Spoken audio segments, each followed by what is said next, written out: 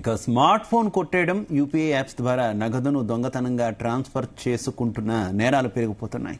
హైదరాబాద్కు చెందిన ప్రైవేట్ ఉద్యోగి నవీన్ రెడ్డి కాచిగూడ ఎక్స్ప్రెస్లో ఇలాగే మోసపోయాడు. హైదరాబాద్ నుంచి బెంగళూరు వెళుతుండగా బాధితుడు సెల్ ఫోన్ను పక్క బెర్త్ వ్యక్తి దొంగలించాడు. ఆ తర్వాత ఆర్పీఎఫ్ పోలీసులకు, బెంగళూరు పోలీసులకు దీనిపై కంప్లైంట్ చేశాడు. కొత్త సిమ్ తీసుకున్న తర్వాత తన ఫోన్ నుంచి ₹150,000 యూపీఐ ట్రాన్సాక్షన్ జరిగినట్టు తెలుసుకున్నాడు. ఇక సీసీ ఫుటేజ్ ఇచ్చినా దొంగను పట్టుకోలేకపోతున్నారని పోలీసులు స్పందించాలని కోరారు.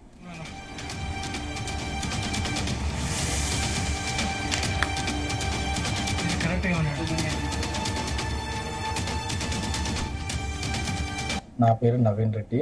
నేను 1 ఏప్రిల్ రోజు కాచిగూడ ఎక్స్ప్రెస్కి హైదరాబాద్ నుంచి బెంగళూరుకి వస్తున్న టైంలో నా ఫోన్ మిస్ అయింది.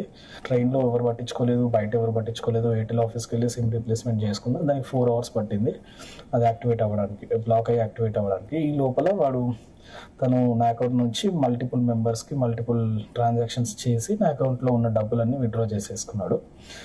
సో ఆ డబ్బులన్నీ విత్డ్రా చేసుకున్న తర్వాత నాకు ఈవినింగ్ తెలిసిన వెంటనే సైబర్ కంప్లైంట్స్ రేజ్ చేస్తే ఎవరికైతే వెళ్ళా అకౌంట్స్ అనేది సీజ్ అయ్యాయి. తర్వాత తెలిసింది ఏంటంటే వాళ్ళకి ట్రాన్స్ఫర్ చేసి వాళ్ళ దగ్గర డబ్బులు తీసుకున్నాడు. ఇంకొకటి గోల్డ్ షాప్కి వెళ్ళి గోల్డ్ కొన్నాడు. సో అవన్నీ సీసీటీవీ ఫుటేజెస్ నేను కలెక్ట్ చేసుకున్నాను. ఈ ప్యారలల్గా నేనంటే ఎఫ్ఐఆర్ కూడా ఫైల్ చేశాను.